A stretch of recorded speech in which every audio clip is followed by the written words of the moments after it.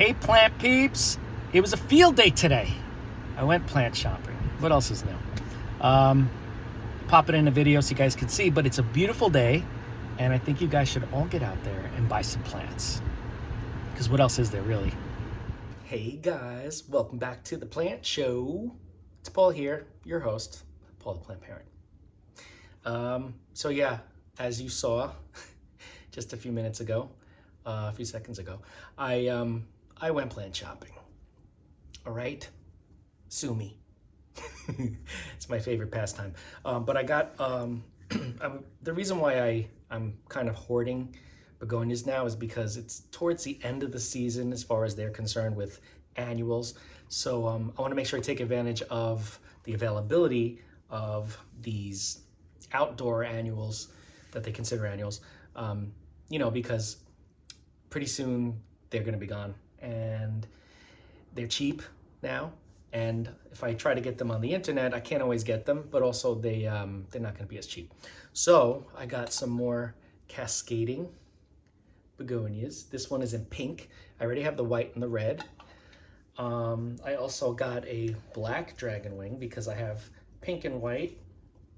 So I want to make sure I got this because these make great houseplants in particular.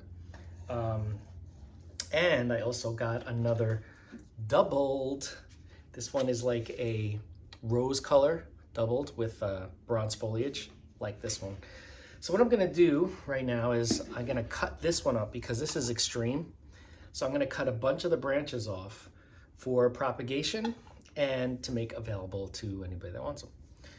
So I figured let's just have a little chat while I do that. FYI, these root very, very easily in water. Cuttings are like this, and I just have a little glass of water. I'm gonna put them in.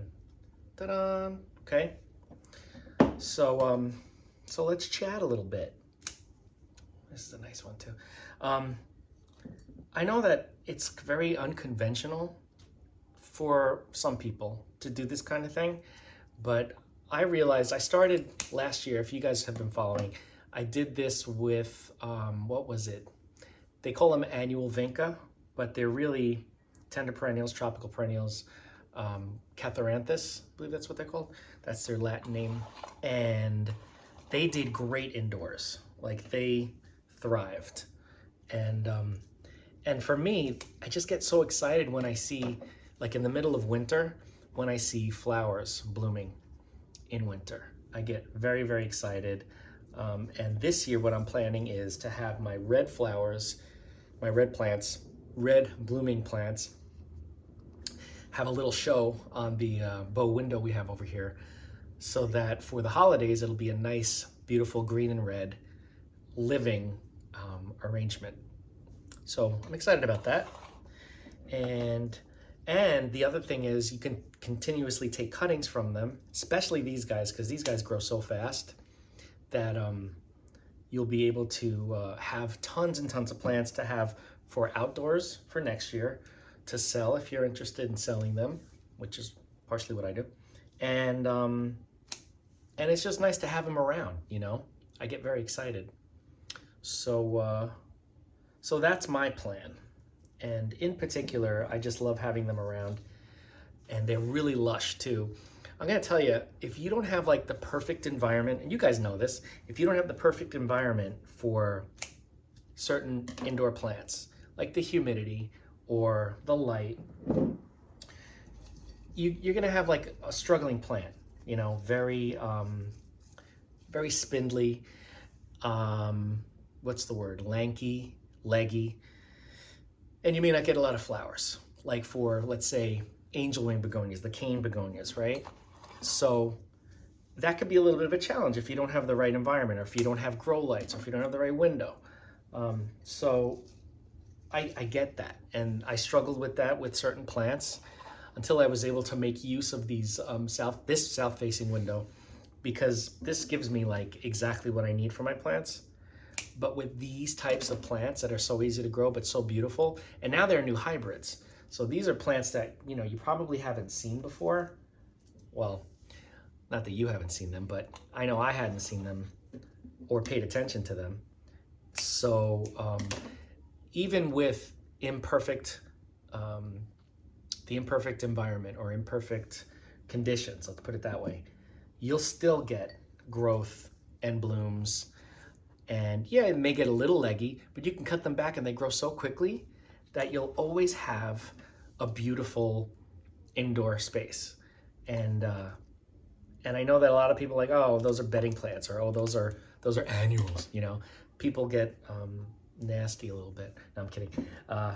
But the way I feel is that, hey, if I can make use of these plants that people traditionally only grow or purchase for outdoors for the warm season, I want to create a new practice of bringing these in and making arrangements and bringing these plants in and having them in my windows and in my living space, because they're easy, they're beautiful, especially the new hybrids. I got the really big wax begonias that aren't really the same species. They're a new hybrid. And let me tell you something. I've learned that all of these wax begonias, the big, the whopper, they're all like this melting pot of genetics that have been bred with all these different plants. So you can't really, first of all, they don't exist in the wild.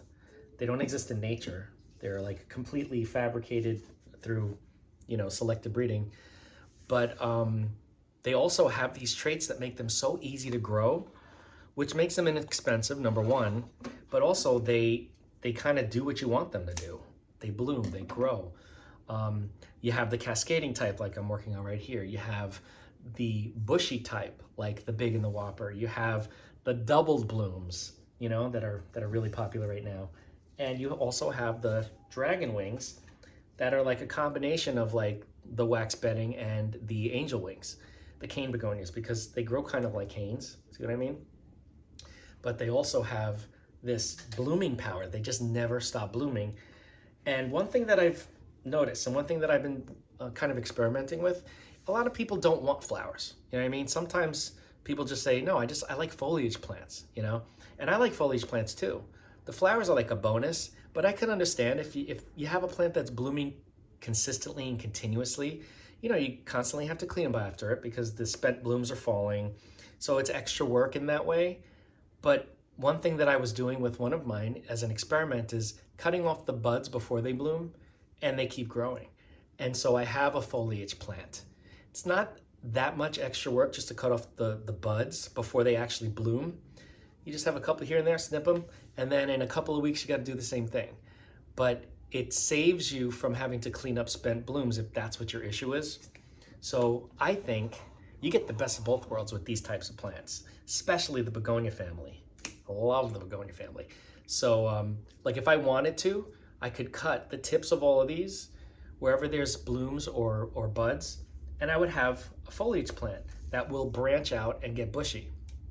So I feel like that's an option. You know what I mean? You can get, and let me tell you, I'm trying to create hybrids between different types of begonias. So what I'm looking to accomplish, and I'm gonna give you my secret sauce. No, I'm kidding. What I'm looking to accomplish is to have something that blooms, if you want blooms, regularly and, very aggressively, I guess you could say. But I also want that same plant to have an interesting leaf, either an interesting leaf shape, interesting leaf design, coloring, something like that. So I'm working to kind of hybridize between those traits to come up with something different, unique, and beautiful. So that's what I'm working on. But right now I'm just trimming these down because they're huge, and I also want to make these available because let me tell you, in warm regions, in warm states, at least in the United States, because I can't sell outside of the States, people could make use of these blooming plants all year. So just because it's going to be cold over here in New York doesn't mean that, Florida or Alabama, Tennessee, any of those places, Texas, California, won't have a need for flowers, blooming plants. So they'll be available all year, as far as I'm concerned, from me. But I'll also be preparing for next year when it's warm and I can put them out. But let me tell you something. Everything is changing. In the comments, if you agree with me, leave a comment and tell me how it's changing for you. But I feel like the environment is changing over here, where it's getting very, very hot and dry.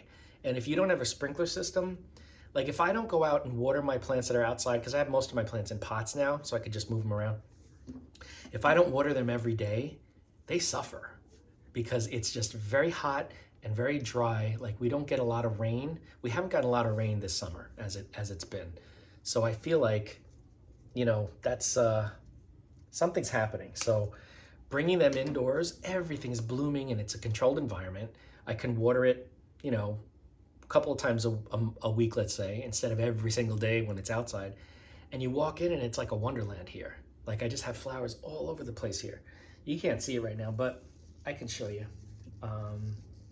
But I just feel like, yeah, something's changing with the environment. So if I can't keep the outdoors looking the way I want it to, I'll keep it neat. But my indoor environment is just like a garden. So I love it. I really love it. So let me see. I've cut a lot off of this already. It doesn't look like I touched it at all, but look at all these cuttings that I have in here now. There's a lot of cuttings in here. And these will root, but even if, you know, I were to send them to someone before they root, they do great in the mail. That's another thing with these hybridized begonias. They're great in the mail. They travel extremely well, surprisingly. But there's a trick to it. You can't keep them encased in like plastic without any airflow, because in this heat, they will definitely melt. I've received some plants from places that I've purchased, and they had them like sealed in plastic, and I'm like, oh, bad idea. And they came and they were just like mostly mush. So I have a little method to my madness, and they arrive every single time in great condition, even without roots, and they root up pretty quickly. So yeah, those are my thoughts on what's been going on. I really feel like something's changing in the environment. Let me know if you're experiencing the same thing, because I feel like something's going on. Climate change, whatever you want to call it, it's a real thing. So I think I have enough. I don't want to like overdo it, but I definitely have a long way that I can keep going if I want to cut this down, because this is still huge. Still huge. I see a nice big one over here I want to cut. If you do the same thing, let me know. Leave a comment and let's talk about it, because I know that I'm not the only person that does this, but I know that a lot of people kind of, I don't want to say look down, but they kind of look down on these types of plants that are considered annuals that people plant outside, you know. Coleus. Coleus does great when you bring it in. I've had coleus growing in the house for years. Like, you know, I never put them outside. I trim them, I cut them back so that I can get cuttings, and so it's not unruly. But yeah, a lot of people do the same thing, even if it's just to overwinter them so they'll have them for next year. There's no guarantee you'll find necessarily the same variety that you found this year. I learned that the hard way. I had one that I loved, and I cannot find it anywhere. And it's a really old school type of coleus. And it kind of makes me sad, because it's definitely unique. And the fact that you don't see it around very often, you know, that tells you something. Like, all right, I need to keep this one. But of course, this one cut itself. But of course, I can't seem to get my hands on that particular variety. But when I do, I'll do the same thing. But keeping these indoors, I love it. I just only wish I had a whole nother house that I could keep them in, because I'm running out of space. I'm running out of living space, guys. It's like when I go to bed, I say, all right, good night, begonia, good night, coleus, and then we cuddle. No, I'm kidding. But yeah, just look at this. Look at this. This is beautiful. Look at that. It's like a carnation. I love it. I love it, love it. I have good lighting right now because it's still light outside. I don't have to worry about like using the dim lights that I have in the house, but pretty soon the sun's gonna go down. So I figured, let me hurry up and do this video, because first of all, I want to cut these up, but also I want to talk to you guys because I miss you. Anyway, yeah, let me know, first of all, if you do this too. If you take cuttings or bring in your plants that are considered annuals, even though they're not necessarily annuals, because none of these plants that I have here are really annuals biologically. They are tropical perennials, tender perennials that And all perennial means is they could live 2+ years, right? Any plant that could live potentially over 2 years is considered a perennial. It doesn't necessarily mean a hardy perennial, which is they die down, but then they come back next year they die down when it's cold, come back next year when it's warm again. A perennial is just something that lives over 2 years. That's the rule. So an annual, like marigolds, let's say, once they bloom, if you don't deadhead them and take off all the seed pods or the spent blooms, they'll just die because they fulfilled their purpose. They bloomed, they made seeds, no longer have to continue. That's a true annual. So impatiens, tender perennial. Begonias, tender perennial. Catharanthus, the vincas, the annual vincas, tender perennial.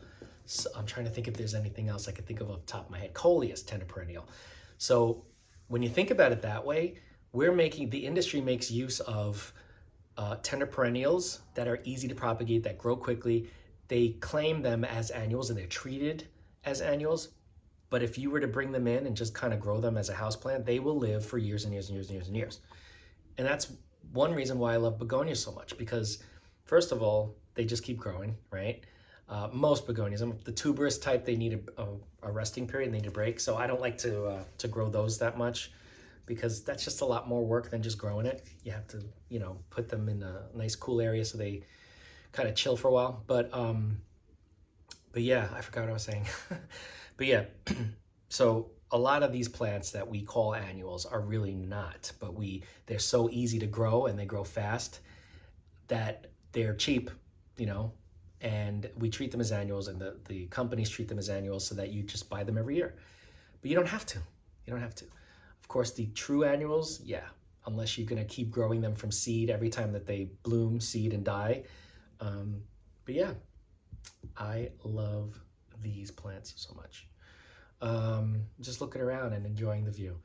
But anyway, yeah, leave a comment if you do the same thing. If you bring in your what we call annuals, and grow them, keep them growing over the winter, or if it's just not, if it's inhospitable to grow them outdoors, whatever the case may be, dry season, cold season, whatever. But also, if you like begonias, or if you take cuttings of the plants, instead of bringing the whole plant in, plants that root easily, like begonias, coleus, impatiens, things like that, it's also possible you could do that. It takes up less space. Like if this plant was outdoors, right, and I didn't want to have to bring it in because it's huge, of course I'm bringing it, I'm keeping it inside.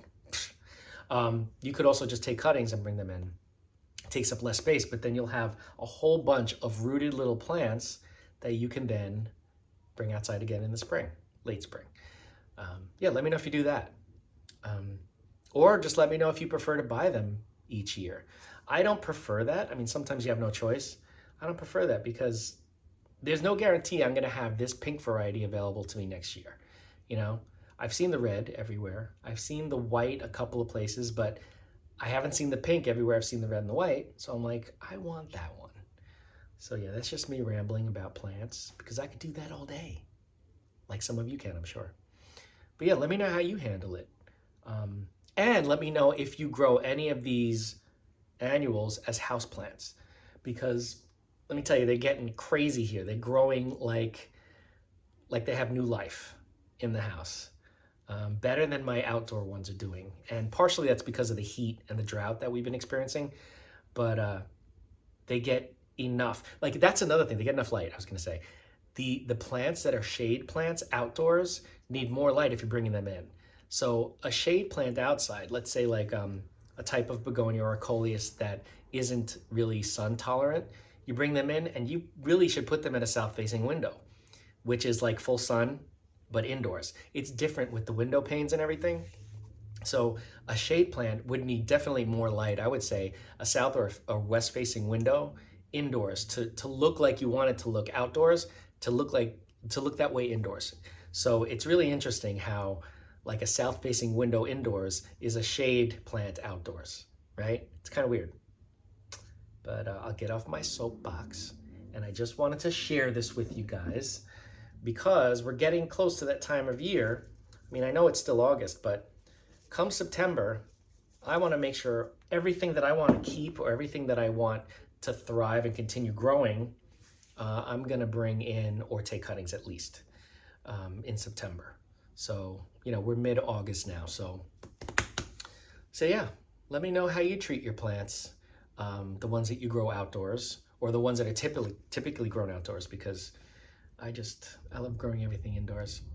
I like to be able to like turn around after dinner and just look at everything and not go outside and get bitten by a million mosquitoes, because the mosquito problem is insane over here too. It's brutal.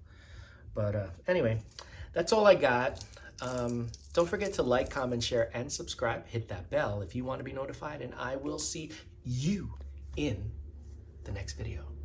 One more thing that I wanted to say is that you can also bring in seeds if you want to just take the seeds and bring them in and then germinate the seeds early before next year. But yeah, I don't do that. I just bring in the plants. But look at everything blooming. Look at this. I want to show you. All the flowers everywhere. Look at that. It's just so beauty. So beauty. We'll go on this side now. Ta-da! All right, that's all. Talk to you later.